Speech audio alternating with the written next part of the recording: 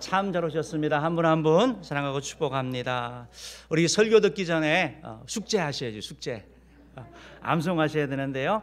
요한복음 14장 6절 말씀입니다. 요한복음 14장 6절 말씀. 2부 예배 때는 이렇게 보여주시는군요. 모르시는 분은 보시고 1부 때는 안 보여줍니다. 그래서 하는데 우리 암송하신 분들은 암송하시면서도 한번 해봅시다. 시작. 예수께서 이르시되 내가 곧 길이요 진리요 생명이니 나로 말미암지 않고는 아버지께로 올 자가 없느니라. 요한복음 14장 6절 말씀. 아멘. 우리의 길과 진리와 생명 되신 우리 주님을 사랑합니다. 그 주님을 통해서 정말 영원한 생명을 얻을 뿐만 아니라 주의 풍성한 복 누리기를 바랍니다. 이번 주 우리에게 주시는 말씀 우리 주보 속에 있죠. 한번 읽어봅시다. 시작. 이것이 곧 적게 심은 자는 적게 거두고 많이 심은 자는 많이 거둔다 하는 말이로다. 각각 그 마음에 정한 대로 할 것이요 인색함으로나 억지로 하지 말지니 하나님은 즐겨내는 자를 사랑하시느니라.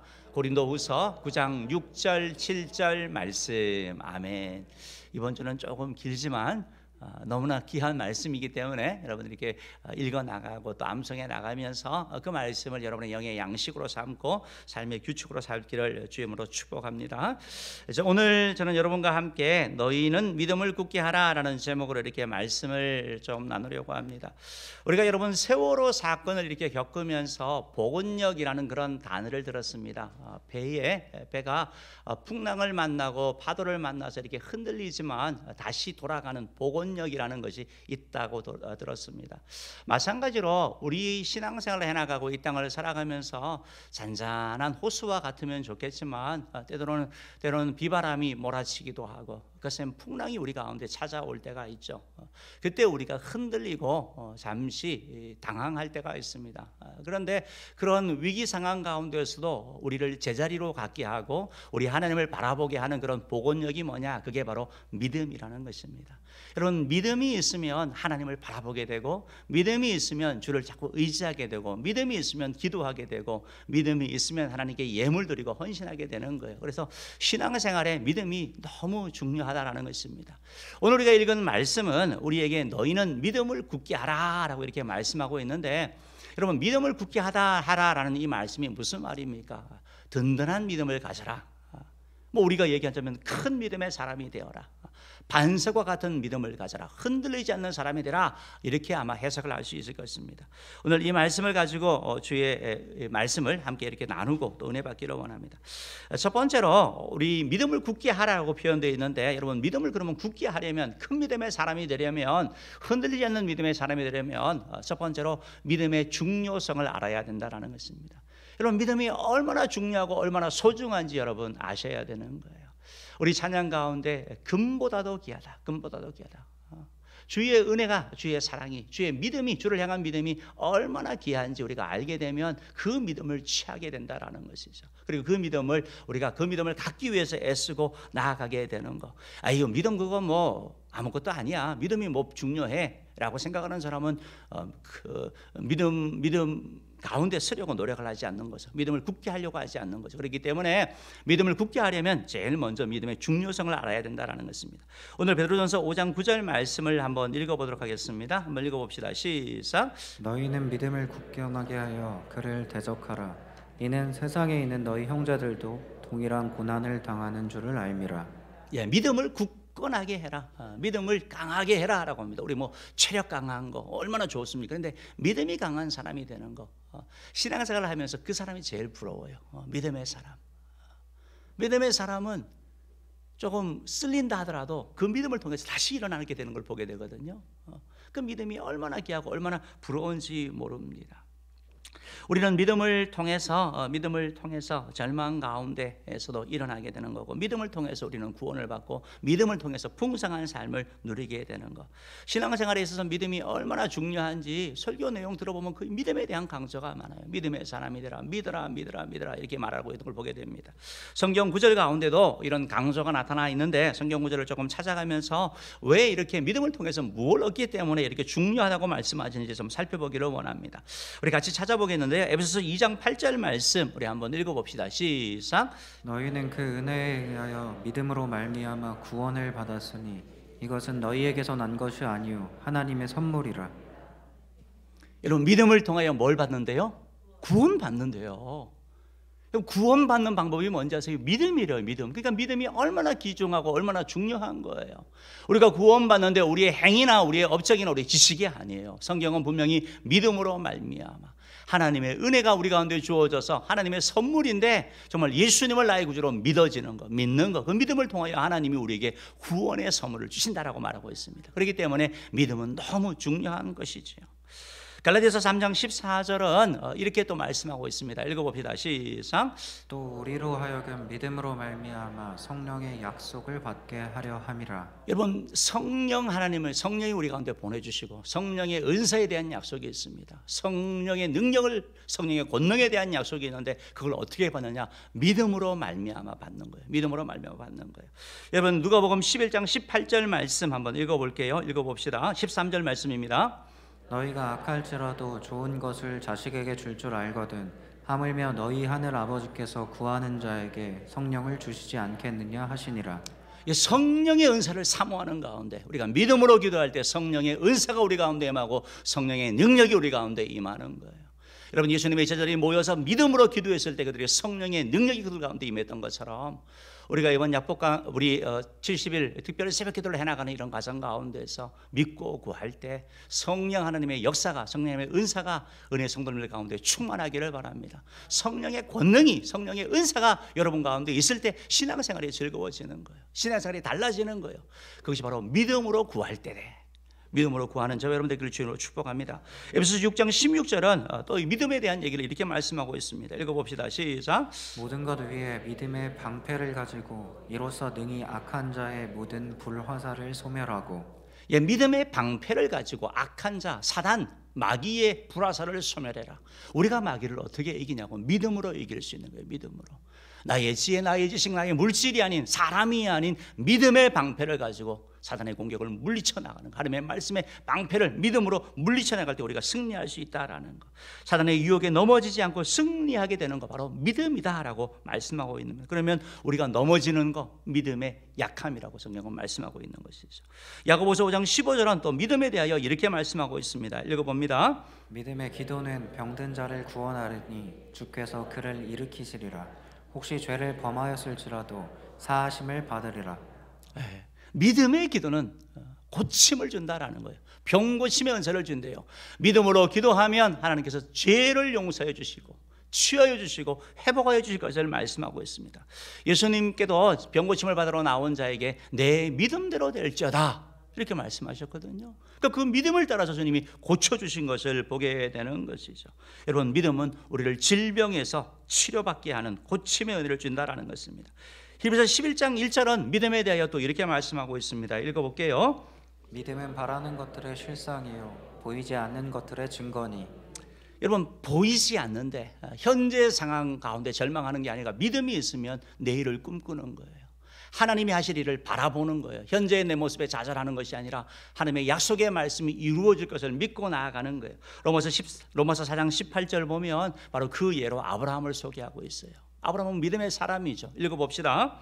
아브라함이 바랄 수 없는 중에 바라고 믿었으니 이는 내 후손이 이 같으리라 하신 말씀대로 많은 민족의 조상이 되게 하려 하심이라.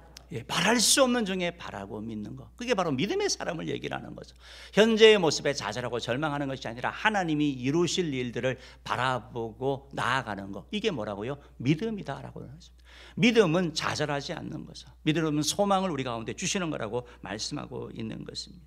요한일서 5장 4절도 믿음을 통해서 우리가 얻는 걸 말씀하고 있는데요. 한번 읽어볼게요.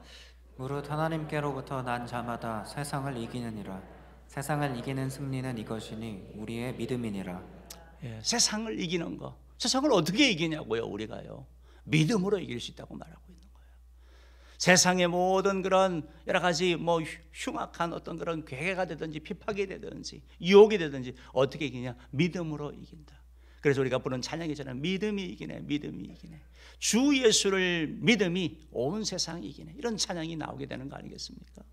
여러분, 그렇기 때문에 이런 많은 일들을 하니까 우리를 구원하고 우리에게 성령의 은사도 주고 사단을 물리치게 하고 또 세상 가운데 승리를 주고 병을 고치게 하고 제사하며 늘 주시니까 믿음이 얼마나 귀한 거예요. 그러니까 믿음의 이런 중요성을 우리가 알고, 내가 믿음의 사람이 되어야 되겠구나, 내가 큰 믿음의 사람, 흔들리지 않는 사람, 믿음을 굳건히 가지는 사람이 되겠구나라고 생각을 하셔야 되는 거예요. 여러분, 성경에 보면 예수님께 백부장이 나왔어요. 백부장이라는 것은 당시 로마의 군대 조직에 있는 직책을 얘기를 하는 거예요. 100명의 부하가 있는 거고 그 가운데 지도자가 바로 백부장이에요. 이 백부장이 예수님께 나왔는데 뭐 때문에 나왔냐면 백부장의 종이 병들어 죽게 되었어요, 하인이. 그래서 그걸 갖고 예수님께 나온 거예요. 예수님 보니까 보통이 아니거든요. 자기 문제도 아니고 아이 문제도 아니고 종의 문제 가지고 예수님께 나온 걸 보고 예수님이 아주 기뻐하시면서 기특하게 생각하시고 내가 가서 고쳐줄게 라고 말씀하시죠.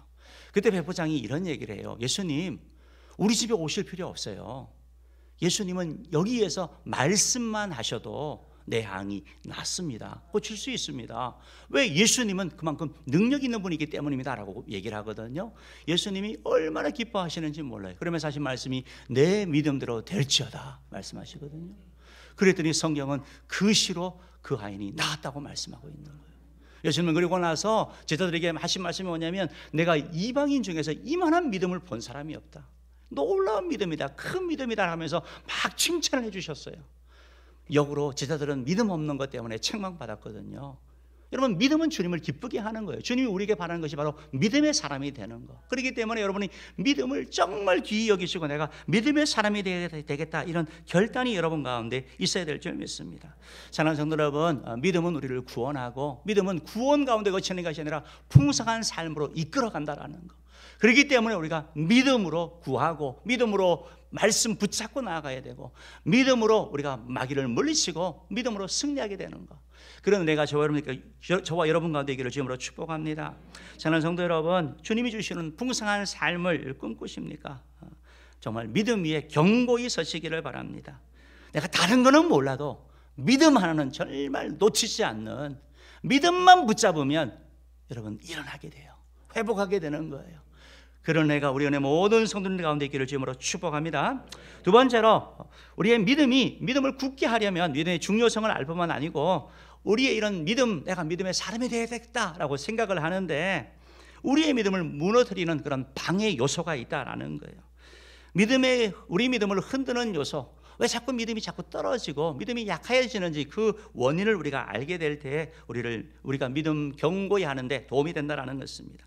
따라서 믿음을 굳게 하기 위해서는 우리 믿음에 방해되는 요소를 여러분 알아야 되는데 여러 가지 요소가 있을 수 있죠. 그런데 오늘 성경에 보니까 세 가지를 찾아볼 수 있는 것 같아요. 첫 번째는 염려. 여러분 그렇죠. 막 걱정하고 염려하는데 믿음하고 같이 가지는 않죠.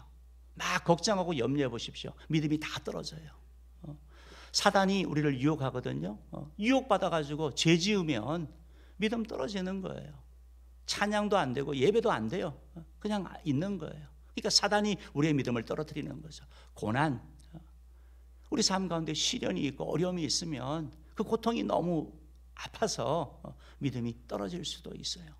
그렇기 때문에 오늘 성경에 보니까 우리 믿음을 방해하는 요소들이 세 가지를 소개하고 있는데 이런 내용들을 조금 살펴보면서 우리가 잘 이겨나가기를 축복합니다. 제일 먼저 염려가 우리의 믿음의 성장을 방해해요. 걱정, 염려 가득한 삶은 믿음의 사람이 되지를 못해요. 마귀가 계속해서 우리 생각에 우리 마음 가운데 자꾸 염려 걱정거리를 심어주는 거예요. 베드로전서 5장 7절 말씀 한번 읽어볼게요. 시작. 너희 염려를 다 주께 맡기라. 이는 그가 너희를 돌보심이라. 여러분 염려에 대해서 아셔야 되는 것이 두 가지가 있는데요. 첫 번째로 염려는 모든 사람이 다 하는 거예요. 믿음의 사람도 염려 있어요. 걱정이 있어요. 염려 안 하는 사람이 누가 있습니까? 다 걱정이 있을 수밖에 없어요. 크고 작은 염려 걱정이 다 있는 거예요. 두 번째는 염려 자체가 우리 문제 해결에 전혀 도움이 안 된다라는 거. 걱정 많이 한다고 문제가 해결됩니까? 아니요. 오히려 우리 문제 해결에 도움이 안 되는 데서 그치는 것이 아니라 오히려 우리를 파괴시키는 거예요. 우리를 힘들게 하는 거예요. 우리의 육신의 건강을 앗아가기도 해요. 염려가 너무 돼서 잠을 못 자니까. 걱정 가운데 살아가니까 소화불량에 시달리고 고혈압에 걸리는 거예요. 마음의 기쁨 평안이 없어지는 거예요. 여러분, 염려가 가득하면 무슨 일이 일어나는 거예요? 하나님의 말씀이 들어오질 않아요. 하나님과 자꾸 멀어지게 되는 거예요. 그래서 결국 영적으로도 문제가 생기는 것을 여러분 기억하시기 바랍니다. 예수님께서 이런 말씀을 하셨어요. 마태복음 6장 27절 말씀 한번 읽어볼게요. 읽어봅시다. 시작. 너희 중에 누가 염려함으로 그 키를 한 자라도 더할 수 있겠느냐? 여러분, 염려하면 키가 자라나요? 예수님이 하신 말씀이 뭐예요?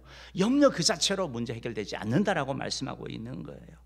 염려한다고 달라지는 것이 없다, 변하는 것이 없다라는 거예요. 그러니까 이 염려를 주님께서 잘 다루라고 말씀하고 있는 거예요. 어떤 사람을 만나면 늘 걱정 근심만 해요. 평생 걱정 근심하다가 시간을 다 보내는 거예요. 여러분, 키가 크려면 뭐 음식을 먹고 운동을 하든지 뭔가를 해야 되는 거 아니겠습니까? 걱정만 한다고 되냐요? 학생이 뭐 공부를 잘하려고 하는데 난 공부 잘해야 되는데 염려하면 뭐가 성적이 오르나요? 책을 봐야죠. 그러니까 염려 자체가 우리 문제에 해결되지 않는다라는 거. 여러분, 염려는 우리 삶에 치명적인 해를 끼친다라는 거 여러분 다시 한번 기억하시기 바랍니다. 마태복음 13장 32절에서 예수님이 이런 말씀을 하셨거든요. 한번 읽어볼게요. 시작. 마태복음 13장 22절이요. 예. 가시떨기에 뿌려졌다는 것은 말씀을 들으나 세상의 염려와 재물의 유혹에 말씀이 막혀 결실하지 못하는 자요. 예. 예수님께서 씨 뿌리는 비유를 말씀하셨죠. 근데 좋은 땅에서는 30배, 60, 100배의 결실이 있어요. 그런데 가시떨기에 뿌려진 씨는 열매를 맺지 못해요. 그런데 가시떨기에 뿌려졌다는 것이 뭐냐면 말씀 다 듣는 거예요. 그런데 뭐가 있어요? 염려, 유혹, 이게 가득해가지고 염려가 가득해서 걱정이 가득해서 결실하지 못한다라고 성경은 말씀하고 있는 거예요. 다시 말해서 주님은 30배, 60배, 100배의 풍성한 열매를 주기 원하시는데 왜 못 받냐? 염려, 걱정 때문에 못 받는다고 성경은 말씀하고 있는 것이죠. 여러분, 염려와 믿음은 반비례하는 거예요. 이걸 잘 기억하시기 바랍니다. 염려, 걱정을 많이 하면 믿음이 떨어질 수밖에 없어요. 믿음으로 자꾸 선포하고 나가면 염려, 걱정이 사라지는 거예요. 믿음의 대신 주님을 자꾸 바라보게 되면 염려가 왔다가도 주님이 하시지, 주님이 도우시지 이러면서 사라지게 되는 거예요. 우리 한자 가운데 기우라는 한자가 있어요. 기우. 하늘이 무너지는 거예요. 하늘이 무너지는 거예요. 얼마나 걱정이, 쓸데없는 걱정을 많이 하는 거예요. 근데 여러분, 그 생각을 하고 한번 하늘을 바라보십시오. 무너질 것 같아요. 뭐가 떨어질 것 같아요. 불안은 그런 거예요. 염려는 그런 거예요. 사랑하는 성도 여러분, 염려가 우리를 믿음으로 떨어진다는 사실을 기억하시고 정말 염려를 많이 하지 않은, 염려를 피하는 자 되기를 주님으로 축복합니다. 또한 사단이 우리의 믿음을 무너뜨려요. 신앙생활을 방해하는 보이지 않는 세력이 있는 것이 바로 사단이에요. 베드로전서 5장 8절 읽어봅시다. 시작. 근신하라, 깨어라, 너희 대적 마귀가 우는 사자같이 두루다니며 삼킬 자를 찾나니. 내가 믿음으로 살기를 원하는데 마귀가 있는 거예요. 영적인 존재가 있어요. 그런데 그것이, 그 대적이 우리를 집어삼키려고 하는 거예요. 우리를 무너뜨리려고 하는 거예요. 요한복음 10장 10절에는 이것을 도적이라고 표현했어요. 읽어볼게요. 도적이 오는 것은 도적질하고 죽이고 멸망시키는 것뿐이요, 내가 온 것은 양으로 생명을 얻게 하고 더 풍성히 얻게 하려는 것이라. 예수님과 도적을 비교하면서 바로 마귀가 주님이 주신 평안, 기쁨 다 뺏어가는 거예요. 건강 뺏어가는 거예요. 물질 뺏어가는 거예요. 도둑질하고 죽이고 멸망시키려고 한다라는 거. 그래서 마귀가 어떻게 해서든지 우리의 믿음을 떨어뜨리려고 발버둥치는 거예요. 그러면 신앙생활을 하면서도 흔히 시험 든다고 얘기를 하는 거죠. 아무것도 아니에요, 생각하면. 근데 그것이 크게 들려오는 거예요. 어떤 사람이 나를 보고 인사를 안 했어요. 못 봤을 수도 있고 다른 이유가 있을 수 있는 거죠. 그런데 그게 계속 괘씸한 거예요. 나를 무시하는 것 같아요. 무슨 마귀가 들어간 거예요? 섭섭마귀가 들어간 거죠. 마귀가 들어간 거예요. 그것 때문에 자꾸 신앙이 문제가 생기는 거죠. 여러분, 마귀가 그런 일들을 한다라는 거. 그것 때문에 결국 뭐예요? 그 사람하고 어떤 인사 안 했다는 것 때문에 예배 생활이 소홀해지고 봉사가 안 되고 기도가 안 되고 완전 다 무너지는 거예요. 여러분, 마귀가 결국 우리를 이렇게 무너뜨린다라는 거. 마귀가 무너뜨린다라는 거. 여러분, 그렇기 때문에 우리가 믿음이 굳건해지려면 사단의 이런 유혹 가운데, 그런 속삭임 가운데 빠지지 않아야 되는 거죠. 여러분, 코로나19 이렇게 겪으면서 코로나19는 그냥 어떻게 보면 뭐 전염병이죠. 근데 이것은 마귀가 이용하기가 너무 좋은 거예요. 사랑하는 성도 여러분, 여러분은 코로나19를 통해서 겪으면서 어떻게 신앙적으로 더 성숙하셨습니까? 아니면 코로나19라는 거, 그렇지, 이게 지금 이런 상황에 뭔 예배를 하고 무슨 기도를 하고 다른 데는 다 가는데 교회는 가면 안 되죠. 그렇잖아요. 다른 데는 다 가잖아요. 제가 언젠가 남산에 가서 버스를 한번 타보니까요, 와, 빽빽하게 다 타더라고요. 사람이 너무 많아가지고 다음 차 타고 가야 되는 정도로. 그건 괜찮아요. 그런데 교회는 안 돼요. 이런 영역이 우리들 가운데 있잖아요. 어떻게 보면 자연스러운 건데 마귀가 이용하기가 너무 좋고 우리도 그게 속기가 너무 쉬운 거죠. 사랑하는 성도 여러분, 마귀가 우리의 믿음을 흔든다는 사실을 꼭 기억하시기 바랍니다. 속죄 않는 되기를 주님으로 축복합니다. 또한 우리의 믿음을 흔드는 요소가 뭐냐? 바로 고난이에요. 고난이 있으면 우리의 믿음이 이렇게 요동치게 되어져 있어요. 베드로전서 5장 9절 말씀 한번 읽어볼게요. 읽어봅시다. 시작.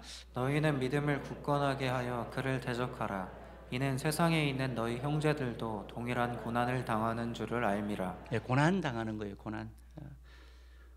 믿음의 사람의 삶에 고난이 있거든요. 예수님과 함께한 사람의 제자의 삶에도 고난이 있었거든요. 사업이 갑자기 망하는 거예요. 회사에서 정리해고가 되는 거예요. 믿었던 사람에게 배신당하는 거죠. 너무 아픈 거죠. 몸에 또 심각한 병이 들기도 하고 갑자기 사랑하는 사람이 세상을 떠나기도 하고 이런 일들이 생기는 거예요. 이런 고난이 생기면 믿음이 흔들리는 거죠. 하나님이 과연 계신가? 하나님이 날 사랑하시나? 하나님이 날 버리신 건 아닌가? 오만 가지 생각이 다 드는 거죠. 그러다가 이런 고난을 통해 가지고 어떤 사람은 주님께 더 가까이 가는 사람이 있고, 이 고난이 인해서 주님께 더 가까이 가고 주님을 붙잡는 사람이 있고, 어떤 사람은 정말 마귀의 뜻대로 믿음을 다 잃어버리는, 믿음을 다 까먹는 이런 사람이 있다라는 것입니다. 저는 의 성도 여러분, 우리가 믿음에 굳건히 서려면 믿음의 방해 요소, 특별히 오늘 세 가지 염려, 사단의 유혹, 고난, 이런 것이 있다고 말씀드렸습니다. 혹시 여러분들은 어떤 것이 좀 더 취약점입니까? 고난 가운데 계십니까? 아니면 염려, 걱정거리가 너무 많습니까? 아니면 유혹거리가 너무 많습니까? 바라기는 이 모든 것들을 잘 이겨내고 믿음의 사람 되기를 주님으로 축복합니다. 세 번째로 우리가 믿음에 굳건히 서려면 뭘 해야 되냐면 방해 요소를 극복하는 방법을 익혀야 되는 거예요. 믿음을 굳게 하려면 어떻게 이런 문제가 있다는 걸 아는데 이걸 어떻게 극복할 것인가, 우리가 방법을 알고 익혀야 되는 거예요. 습관이 되게 해야 되는 거예요. 내 몸에 자연스럽게 나오도록 해야 되는 거예요. 오늘 성경을 같이 한번 읽어보면서 같이 찾아보기를 원하는데, 여러분, 염려를 어떻게 할 건가? 염려는 성경에서 명확하게 말씀하고 있어요. 바로 주님께 맡기라고 말하고 있어요. 베드로전서 5장 7절 말씀 읽어볼게요. 읽어봅시다. 시작. 너희 염려를 다 주께 맡기라. 이는 그가 너희를 돌보심이라. 네, 주님께 맡기라고 말씀하고 있어요. 염려, 걱정, 근심 내가 가지지 말고 주님께 맡기라고 말씀하고 있는 거예요. 여러분, 최근에 우리가 1월 21일인가요? 그 광주에 있었던 아파트가 그 화정 아파트, 화정 아이파크가 이렇게 붕괴됐잖아요. 아마 뉴스로 다 보셨을 거예요. 얼마나 그런 끔찍한 놀라운 사건이 일어났어요. 그 사건을 이렇게 보면서 그 원인이 도대체 뭔가 이렇게 좀 찾아보고 또 들었던 얘기가 뭐냐 보니까 겨울철에는 시멘트가 굳는 속도가 있대요. 그래서 보통 2-3주에 한 개층을 올려야 된대요. 그런데 공기를 단축하려고 5일, 6일 만에 이게 올렸대요. 그러니까 다 마르지 않은 상황 가운데서 이게 무너져 버린 거죠. 그러니까 이제 시멘트, 오래된 시멘트를 썼다, 물이 많이 갔다, 이런 얘기들도 있는데 그냥 그것만 문제는 아닌 것 같아요. 무너져 내리고 보니까 철골이라든지 이런 기본 골재의 문제도 있었다라는 걸 우리가 알게 되는 거잖아요. 그러면 때때로 우리의 신앙생활도 그런 거예요. 때때로 우리가 바닥에 떨어지고 때로는 낮아졌을 때 우리 자신을 보게 되는 거예요. 그래서 그런 요소들을 우리가 극복하려고 그냥 대충 넘어가지 아니하고 하나님 앞에 쓰려고 하는데, 염려, 그거에 그게 뭐 어때, 다 하는 건데, 이렇게 생각해 버리면 우리가 주님의 은혜를 누리지 못하게 되는 거죠. 여러분, 염려 걱정을 주님께 맡기라라고 성경은 말씀하고 있어요. 여기서 맡기라라는 말은 기도하라는 얘기예요. 기도하라는 거, 주님께 던지라는 거예요. 던지라는 거, 멀리 던지라고 얘기를 하고 있는 거예요. 아예 던져버려라, 염려를. 나는 이게 너무 싫은 거예요. 그러니까 던져버리는 것처럼, 꼴도 보기 싫다고 던져버리는 것처럼 염려 걱정을 던져버리라고 주님이 말씀하고 있는 것이죠. 오늘 성경 말씀에 보니까 너희 염려를 다 주께 맡기라고 말하고 있어요. 이 염려는 맡겨도 되고 저 염려는 맡기면 안 돼. 아니요, 다 맡기라고 주님이 말씀하고 있어요. 자녀 문제든 건강 문제든 미래든 뭔가 어떻든 걱정되는 모든 것도 주님 앞에 다 맡기는 것, 기도하라고 주님이 말씀하고 있는 거예요. 사랑하는 성도 여러분, 왜 이렇게 주님께 맡기는 게 어려울까요? 주님께 맡긴다라고 얘기를 할 때 맡기려면 뭐가 필요하냐면 믿음이 필요한 거예요. 믿음이 필요한 거. 여러분, 누구에게 맡길 수 있어요? 믿는 사람에게 맡길 수 있는 거거든요. 주님을 내가 확실히 믿으면 맡길 수 있는 거죠. 나 당신 믿어 하지만 내가 못 믿는데 어떻게 이걸 주겠어요? 못 주는 거거든요. 주님을 믿는 그 믿음이 우리 가운데 필요해야 되는 거고, 또 하나는 내가 해결하려고 하는 거, 교만한 거, 주님 앞에 맡기지 아니하고 내가 다 하지 않으면 불안해요. 내가 통제하지 아니하고 내가 컨트롤하지 아니하면, 내가 조정하지 않으면 못 견뎌요. 그래서 내가 하는 거예요. 이 교만과 어떻게 보면 주님에 대한 믿음이 있을 때 우리가 맡기게 되는 거. 그래서 예수님이 우리의 이런 믿음과 이 염려가 반비례하는 걸 말씀하고 있는 거죠. 요한복음 14장 1절에서 예수님이 우리에게 이렇게 부탁하셔요. 한번 읽어봅시다. 시작. 너희는 마음에 근심하지 말라. 하나님을 믿으니 또 나를 믿으라. 주님이 하시는 말씀입니다. 하나님을 믿는 것처럼 나를 믿어라 라고 주님이 말씀하고 있는 것은, 내가 너와 함께하고 내가 너와 도와주겠다, 내가 너와 노력을 떠나지 아니하겠다, 주님이 말씀하고 계시는 것이죠. 믿으라고 주님이 우리에게 말씀하고 있는 거예요. 나를 위하여 십자가에 못 박혀 죽으신 예수님, 여러분, 나를 위해 죽은 그분을 못 믿는데 누구를 믿을 수가 있겠어요? 그 주님은 능력이 많으신 분, 우리의 문제를 해결할 수 있는 분이시죠. 그 주님이 말씀합니다. 수고하고 무거운 짐진 자들아, 다 내게로 오라. 내가 너희 쉬게 하리라. 나에게 갖고 와라. 내게 맡겨라. 주님이 말씀하고 있잖아요. 짐은 무거운 거예요. 벅찬 거예요. 그것이 건강이든 죄든 염려든 질병이든 뭐 걱정이든 수고든 어떤 짐이든 주님 앞에 맡길 때 주님께서 하신다라고 말씀하고 있는 것이죠. 사랑하는 성도 여러분, 오늘 성경은 우리가 믿음의 길로 갈 때 이 염려를 극복해야 되는데, 염려는 주님께 기도로 맡기는 것. 그래서 염려 걱정하는 시간이 긴 게 아니라 우리의 기도 시간이 많아지는 은혜가 있기를 주님으로 축복합니다. 찬송가 가운데 이런 찬양이 있어요. 369장 찬양 보면, 잿짐 맡은 우리 구주 어찌 좋은 친구인지, 걱정 근심 무거운 짐 우리 주께 맡기세. 주께 고함 없는 고로 복을 받지 못하네. 사람들이 어찌하여 아랠 줄을 모를까. 가사가 너무 좋아요. 시험 걱정 모든 괴로움 없는 사람 누군가, 부질없이 낙심 말고 기도드려 아뢰세. 이런 곡이 있거든요. 근데 이 곡을 지은 그 내용을 여러분이 아시면 더 좋아질 거예요. 이 곡을 지은 사람이, 작사가가 이제 결혼을 하려고 한 거예요. 결혼을 하루 앞두고 그 결혼을 하려고 했던 사람이 물에 빠져 죽어버렸어요. 충격이죠, 충격. 도저히 막 못 견디는 거예요. 왜 이런 일이 나에게 생겼지? 할 때 친구들이 그를 캐나다로 좀 가라고 해서 그 나라를 떠나서 외국을 가게 해요. 외국에 가서 이렇게 좀 정착해 가려고 하는데 고국에서 소식이 들려와요. 어머니가 중병에 걸려다 죽는다라는 거예요. 못 산다라는 거예요. 가만히 생각하니까 왜 내 인생에는 이런 일들만 자꾸 생기나 하면서 막 쓰나미처럼 몰려오는 이런 고통, 고난 가운데 너무 괴로운 거예요. 그러다가 하나님께 기도하기 시작해요. 하나님, 우리 어머니 살려주세요. 내가 그리고 하나님의 영광을 위해 살겠습니다 라고 기도하고 하는 가운데 이 가사가 들어온 거예요. 시험 걱정 모든 근심 없는 자가 누군가, 주께 아뢰라. 그리고 나서 이제 지나고 나서 어머니에게 전화했더니 어머니가 회복됐다는 걸 소식을 알게 돼요. 우리 찬양 한번 하기를 원하는데요. 잿짐 맡은 우리 구주 어찌 좋은 친구지, 모든 염려 걱정 근심 주님께서 맡기라고 말씀하고 있습니다. 우리 같이 한번 찬양합시다.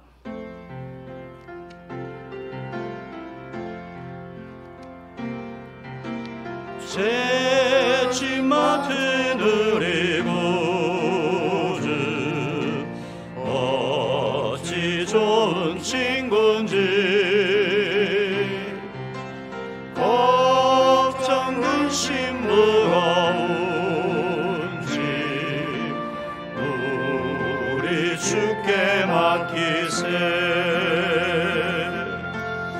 주께 고함 없는 고로 복을 받지 못하네. 사람들이 어찌하여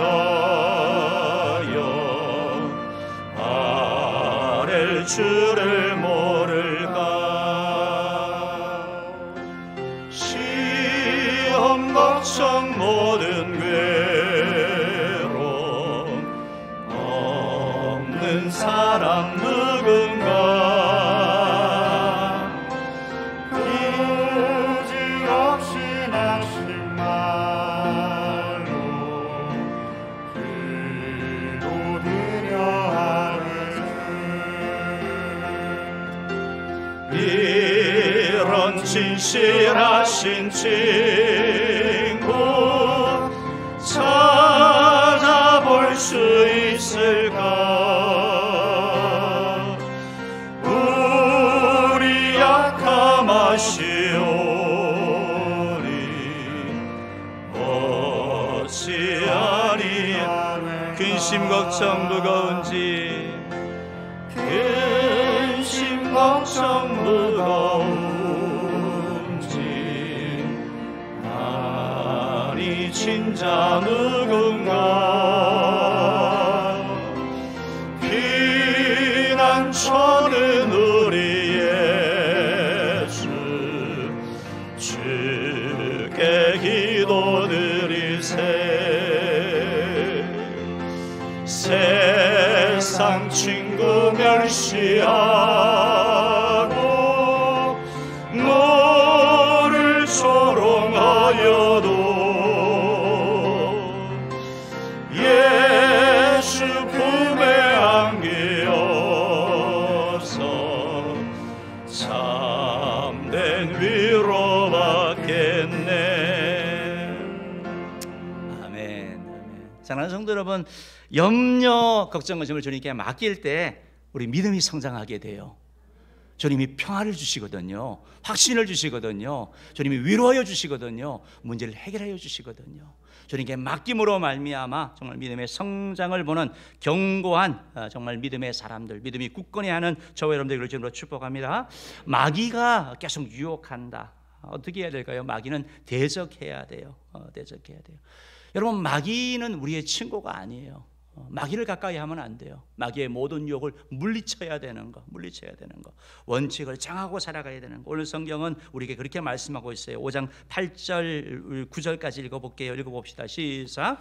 근신하라 깨어라 너희 대적 마귀가 우는 사자같이 두루 삼키며 삼킬 자를 찾나니 이는 세상에 있는 너희 형제들도 동일한 고난을 당하는 줄을 알미라. 아니요, 9절 A까지입니다. 그래서 두루 다니며 삼킬 자를 찾나니 너희는 믿음을 굳게 하여 대적하라라는 거예요. 여기까지 끊어지는 거예요.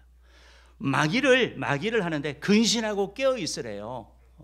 다시 말해서 마귀가 자기 존재를 숨긴다라는 거예요. C.S. 루이스가 그런 얘기를 했거든요. 오늘날의 사람들은 마귀에 대해 두 가지 태도를 취하는데 이것은 잘못됐대요. 하나는 마귀가 어디 있어? 마귀를 무시하는 거, 없다라고 얘기를 하는 거. 또 하나의 태도는 뭐냐면 마귀를 지나치게 두려워하는 거. 그렇기 때문에 우리가 근신하고 깨면 마귀의 존재를 우리가 알게 되고, 또 하나는 마귀를 지나치게 두려워하지 않게 돼요. 왜? 예수님께서 사단의 권세를 파하셨기 때문에, 승리하셨기 때문에. 우리가 예수님으로 대적하면 승리가 우리 가운데 주어진다는 것을 알기 때문에, 예수 믿는 우리가 주님과 함께 나가면 마귀가 우리를 어쩌지 못한다는 사실을 알기 때문에 두려워하지 않는 거죠. 마귀는 우리 마음 가운데 두려움을 주지만 주님은 우리의 평화를 주시는 것이죠. 그래서 우리가 마귀에 대하여 근신하고 깰 필요가 있다라는 거. 여러분, 마귀는 예수님마저 시험했어요. 금식하신 다음에 떡으로 또 뛰어내리라고 얘기를 하고 경배하라고 얘기를 하면서 예수님까지 흔들려고 했는데 저와 여러분을 가만두겠어요? 마귀는 우리가 믿음의 길 가려고 하면 자꾸 믿음 떨어지게 하는 거예요. 자꾸 유혹하고 재짓게 하고, 결국 그래서 하나님부터 자꾸 멀어지게 하게 한다라는 거. 여러분, 마귀는 쉬운 방법으로, 우리가 다 아는 그런 뻔한 방법으로 오지 않아요. 돈을 좋아하는 사람은 돈, 뭐 이성 좋아하면, 쾌락 좋아하면 어떤 쾌락과 관련되어서, 명예 좋아하면 명예를 갖고 그럴듯하게 다가오는 거예요. 여러분 최근에 그 대도 조세영 씨 뉴스를 보셨습니까? 대도 조세영 그 기사의 내용이 뭐였냐면 이런 거였어요. 좀도둑이 된 대도 84세 또 잡혀, 이런 기사였어요. 대도 조세영이 왜 대도라고 불려졌습니까? 옛날에 정말 뭐 고관 대작의 집을 이렇게 해가지고 그걸 갖고 가난한 사람 나눠줬잖아요. 그래서 참 사람들이 도둑이지만 그래도 큰 도둑이다, 대도라고 이렇게 불렀는데, 이분이 감옥에 있으면서 예수를 믿게 되거든요. 그러고 나서 이 사람이 신학을 하고 선교 활동을 해요. 과거에 제가 섬겼던 교회에 간증도 왔었어요. 그런데 아마 여러분이 아실 거예요. 그렇게 하다가 다시 일본에 가서 또 물건 훔치고 또 감옥 살다가 이번에 또 이렇게 했어요. 여러분 왜 그런지 아세요? 마귀가 가만두지 않아요. 이 사람의 약점을 파고드는 거예요. 파고드는 거. 제일 잘하는 게 훔치는 거예요. 드라이버 하나만 있으면 된대요. 그러니까 내가 예수를 믿었지만 그 죄된 습관 때문에 그러는 거예요. 아마 제가 고등학교 때였던 것 같아요. 우리 그 어떤 전도사님이었는지 어떤 선생님이었는지 뭐 얘기를 하시면서 그 죄된 삶을 막 얘기를 했어요. 뭐 술 먹고 막 나쁜 짓 하고 이런 막 얘기를 했는데, 그러면서 그러다가 예수님 만나서 지금 뉘우치고 살아간다 이런 얘기를 하셨는데, 저는 부럽더라고요.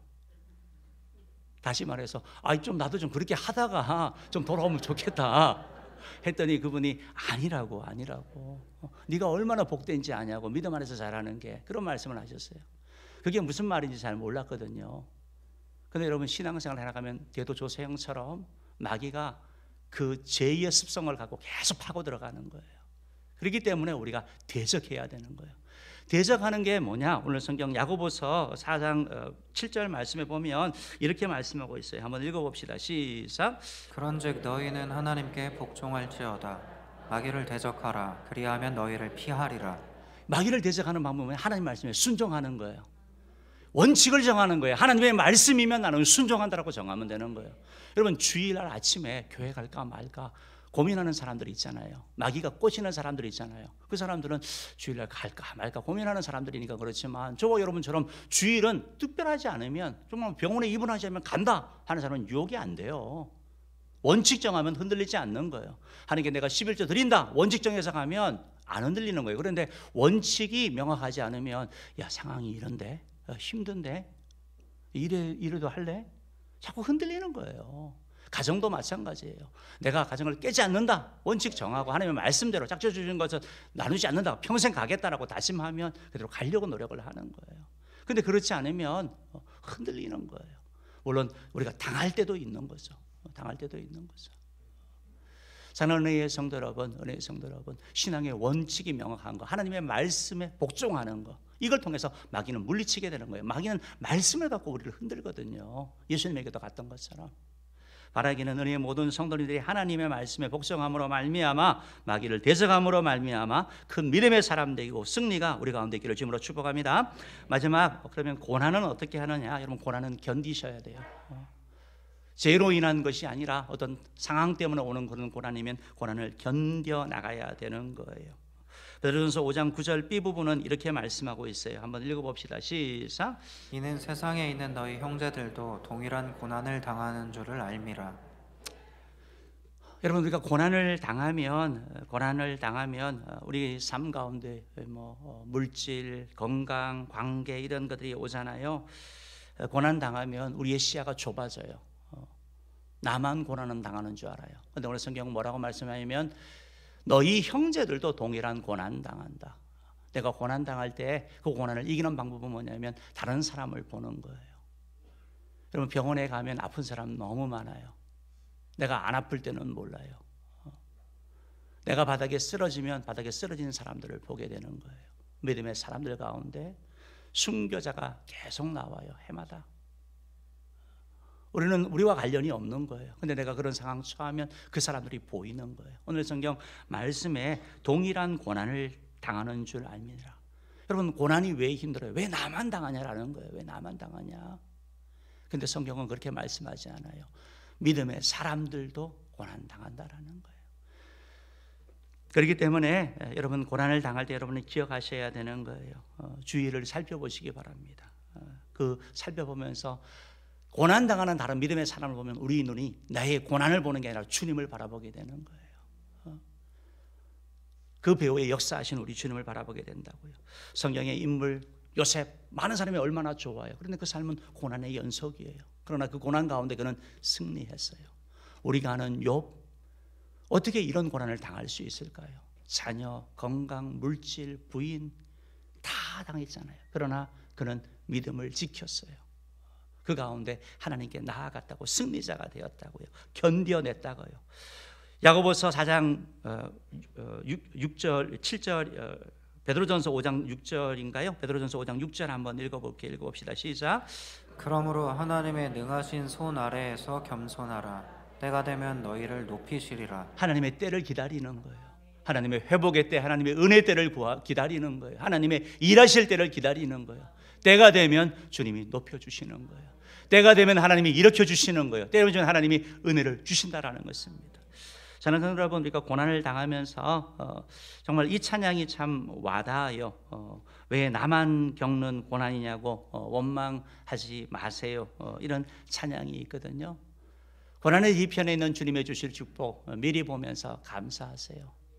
너무 견디기 힘든 지금 이 순간에도 주님이 일하고 계시잖아요. 남들은 지쳐 앉아 있을지라도 당신만은 일어서세요. 다른 사람은 다 쓰러진다 하더라도 고난 가운데 여러분 승리하는 자가 되어야 돼요. 힘을 내세요. 힘을 내세요. 주님이 손잡고 계시잖아요. 주님이 함께하고 계셔요. 그래서 우리는 이길 수 있어요. 승리할 수 있어요. 이게 바로 믿음의 사람이고 우리의 고백이라는 것입니다. 사랑하는 성도 여러분, 고난 가운데서 또 마귀의 유혹 가운데서 또는 염려 가운데서 믿음을 굳건히 지키고 정말 믿음을 굳게 하는 큰 믿음의 용사 되기를 주님으로 축복합니다. 기도하겠습니다.